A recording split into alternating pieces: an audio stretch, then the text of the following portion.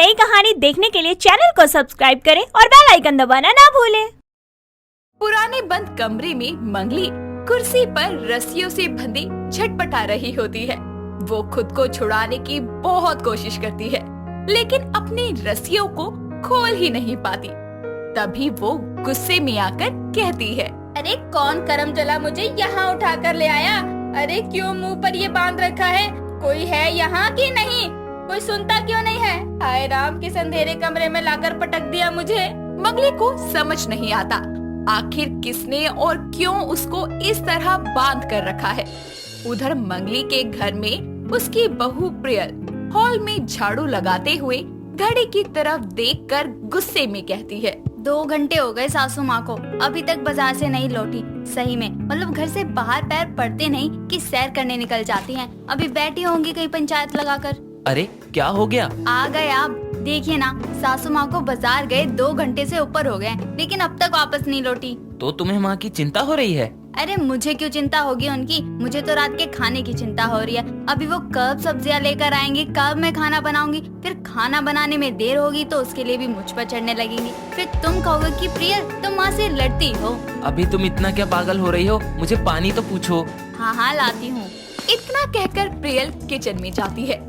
शाम से रात के 9 बज जाते हैं, लेकिन प्रियल की सास अब तक घर नहीं लौटती। प्रियल घर के दरवाजे पर टकटकी लगाए उसका इंतजार करती है, तो वहीं अमित आराम से खाना खा रहा होता है। तभी प्रियल उसके आगे से प्लेट को साइड करके कहती है, अरे कैसे नालायक बेटे हो तुम, सासू माँ अब तक नहीं लौटी और तुम हो कि चैन से ठूसे जा रहे हो। अरे तो तुम भी ठूस लो, मैंने कौन सा तुम्हारा मुंह बंद कर रखा है जो मेरी थाली छीन रही हो? ओहो, उठो अभी और चलो सासू माँ को ढूंढने। प्रियल अमित मंगली को ढूंढने निकल जाते हैं। मंगली के कहीं ना मिलने पर वो उसकी मिसिंग कंप्लेंट करने पुलिस स्टेशन जाते हैं और कुछ देर में घर लौट आते हैं। आते ही अमित जोर जोर से रोना शुरू करता है। हाय हाय, कैसे रो रहे हो जैसे कोई टपक गया हो। अरे सासू माँ गायब हुई हैं, मर नहीं गई जो टेसुए भा रहे हो। अरे रो नहीं तो क्या करूं, मेरी माँ गायब है और पुलिस ने मिसिंग रिपोर्ट लिखने से भी मना कर दिया। ओहो, किसी भी इंसान के गायब होने के 24 घंटे बाद ही मिसिंग रिपोर्ट लिखी जाती है, इसलिए उन्होंने मना कर दिया। लेकिन सासू माँ आखिर गई तो गई कहाँ?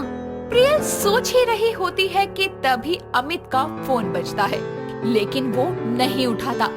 इस तरह फोन के 2-3 बार बजने से परेशान होकर अमित फोन को गुस्से में उठाकर कहता है, अरे क्या परेशानी है? कौन है तू? तेरी माँ बोल रही हूँ नालायक, मुझे यहाँ से निकाल। माँ माँ, तुम फोन पर कैसे? कैसे मतलब? सासू माँ स्पीकर पर फोन करो। तभी अमित फोन स्पीकर पर करता है और मंगली के पास खड़ा एक नकाबपोश आदमी मंगली के कान से फोन हटाकर कहता है, सुन बे माँ के सपूत, ये बुढ़िया अब मेरे कब्जे में। ओ गधे की औलाद, बुढ़िया होगी तेरी अम्मा, और साले तू होता कौन है मेरी सास को अपने कब्जे में रखने वाला? चुप कर पागल औरत, और ध्यान से सुन, तेरी सास किडनैप हो चुकी है। अगर तुझे अपनी सास एक पीस में चाहिए तो चुपचाप 50 लाख रुपए का इंतजाम कर ले। फिरौती का कॉल आने पर पता चलता है कि मंगली की किडनैपिंग हो गई है। आखिर किस साजिश के तहत और कैसे उसका अपहरण हुआ, जानने के लिए चलिए कुछ समय पीछे चलते हैं। शाम को प्रियल कपड़े प्रेस कर रही होती है कि तभी उसकी सास मंगली कुछ साड़ियाँ लेकर वहाँ आती है। सुन बहू, जरा मेरे कपड़ों पर भी प्रेस मार दियो। कपड़े? ये कपड़े नहीं सासू माँ, 6 मीटर लंबी साड़ी है। अरे मैं क्या आपको प्रेस वाली नजर आती हूँ? बहू तो काम करने में कितना किचकिच करती है। 6 मीटर तो ऐसे कह रही है जैसे तेरी खुद की साड़ी तो रुमाल जैसी होती है। जैसे बाकी कपड़े प्रेस करती है, वैसे ही मेरी ये 6 मीटर के कपड़े को भी प्रेस कर दे। समझी? नहीं समझी? अरे समझने लायक दिमाग ही नहीं है मुझ में, जिसे समझ आता है ना उससे ही जाकर प्रेस करवा लो। अरे 2 साड़ियाँ प्रेस करने में तुझे मौत आ रही है क्या? तभी प्रियल गुस्से में आकर उसकी साड़ी लेकर प्रेस करने लगती है। उसे प्रेस करता देखकर मंगली वहाँ से जाने लगती है। तभी वो देखती है कि प्रियल प्रेस ज्यादा देर तक रखकर उसकी साड़ी जला देती है। उसी समय अमित भी वहाँ आ जाता है और मंगली गुस्से में जली हुई साड़ी उठाकर कहती है, निकाल ली ना भड़ास, कर दिया ना सत्यानाश मेरी साड़ी का। अरे करमजली नहीं करना था तो मुंह से बक देती ना। अरे अभी प्रेस की हीट ज्यादा थी तो मैं क्या करती। आप दोनों फिर बहस कर रही हैं। प्रियल, क्यों तुम माँ को कुछ भी कहने का मौका देती रहती हो? राम जाने किस घड़ी में बिहार कर लाई थी मैं इसे। देखो सासू माँ, ज्यादा खरी खोटी तो मैं सुनने से रही, इसलिए शांत हो जाओ, वरना क्या। अरे शांत हो जाओ। तभी दोनों अमित को धक्का देकर आपस में बहस करना चालू कर देती हैं। बेचारा परेशान होकर अपना सर पकड़ लेता है। अगले दिन करीब 4 बजे प्रियल थैला लाकर अपनी सास को देते हुए कहती है, सब्जियाँ खत्म हो गई हैं, बाजार जाकर लाने का कष्ट कीजिए, खुद ले आ जाकर। चली जाइए, इसी बहाने कम से कम बाहर तो निकलेंगी आप। सारा दिन सोफे और खटिया पर पड़ी रहती हैं। अरे जा जा, मुझ भली चंगी को इतनी जल्दी भगवान इतनी कम उम्र में उठाने नहीं वाला, अपनी फिक्र कर तू। इतना कहकर वो थैला लेकर बाजार के लिए निकल जाती है। बाजार से लौटते वक्त एक बड़ी सी गाड़ी से नकाबपोश आदमी निकालकर उसे रुमाल से मुंह बंद करके किडनैप कर लेता है। यहाँ अमित और प्रियल को ये सोचकर सारी रात नींद नहीं आती कि आखिर उसकी सास की किडनैपिंग किसने की होगी। और अगले दिन उस नकाबपोश आदमी से मंगली कहती है, अरे ओ गुंडे, अब खोल भी दे मेरे हाथ पैर। अरे बंदे बंदे मेरी हड्डियाँ अकड़ गई। चुप कर बुढ़िया, अपहरण हुआ है तेरा, समझ नहीं आ रहा क्या तुझे? अरे अपहरण किया है तो क्या भूखा ही मारेगा, कुछ ठूसने के लिए तो दे दे। वो आदमी साइड में पड़ी थाली लाकर मंगली को देता है। तभी मंगली उसके पैर पर मारकर उसे जमीन पर गिरा देती है।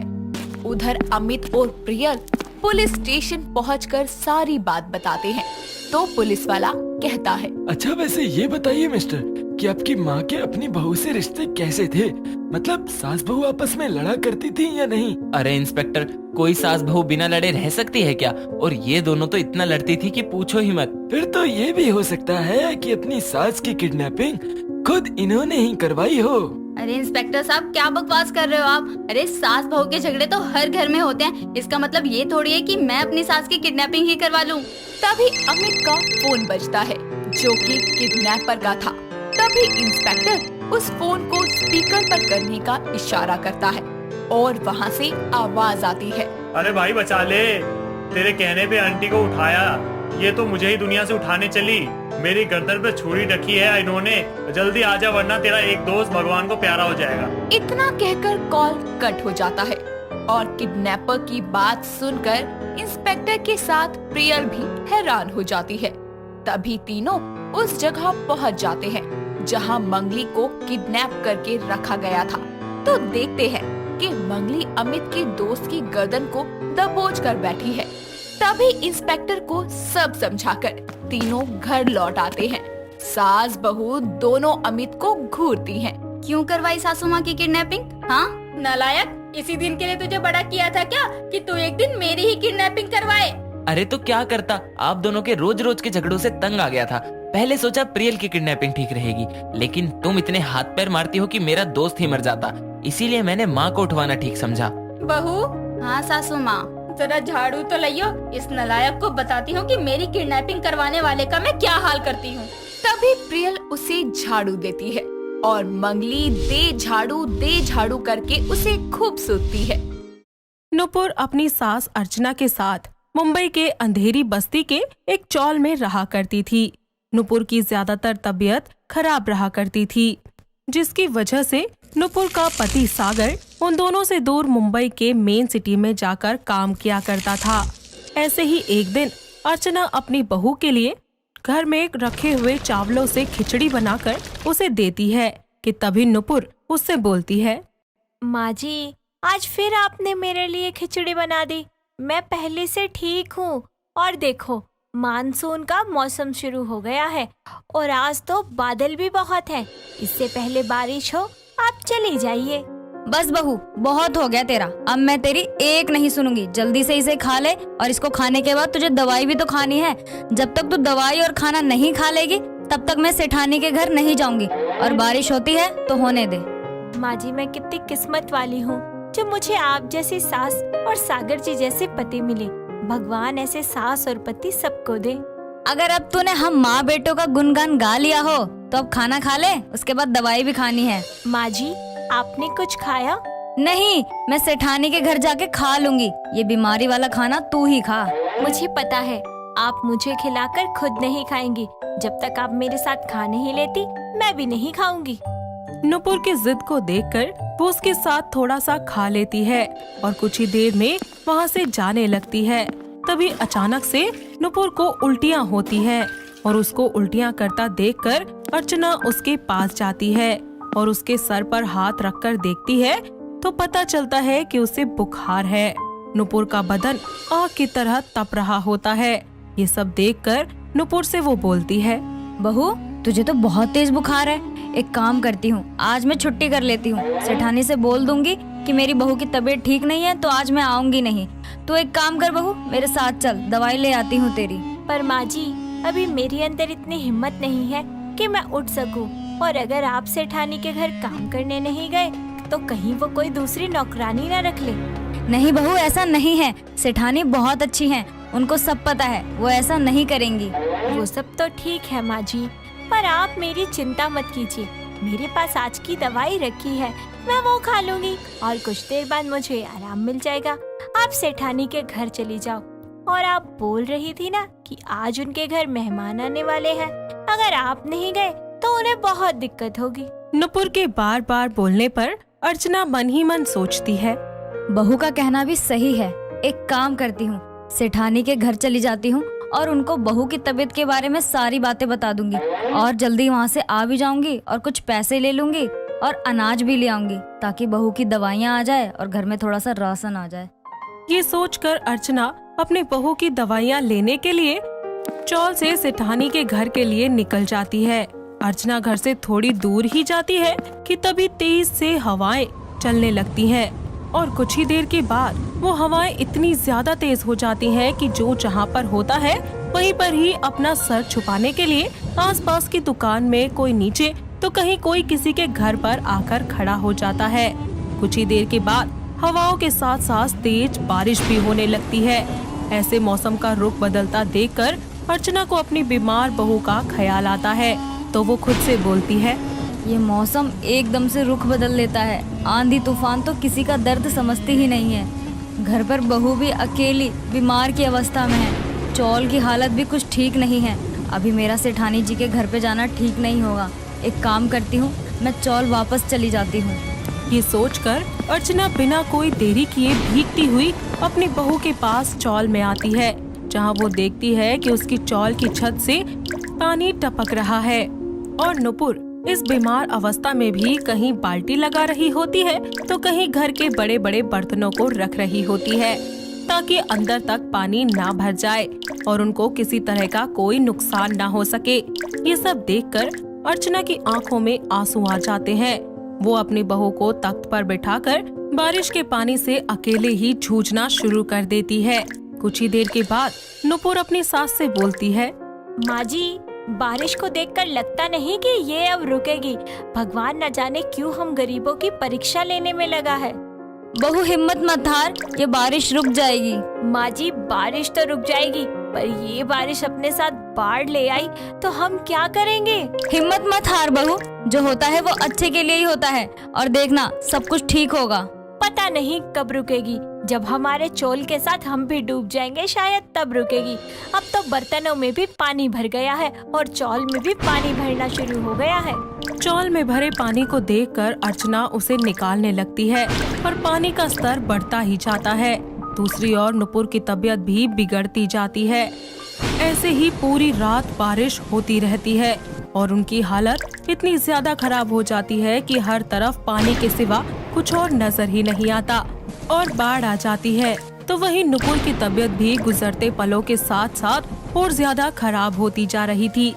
ऐसे हालातों में अर्चना को कुछ समझ नहीं आता, इसीलिए वो अपनी बहू की दवाई की व्यवस्था करने के लिए अपनी बहू की दवाई की खाली शीशी लेकर बाहर केमिस्ट की दुकान पर जाती है, जहां दुकानदार अपना सामान डब्बों में भरकर वहां से जा रहा होता है कि तभी अर्चना दुकान वाले से कहती है, भैया मेरी बहू की तबीयत बहुत ज्यादा खराब है, मुझे ये दवाई दे दो।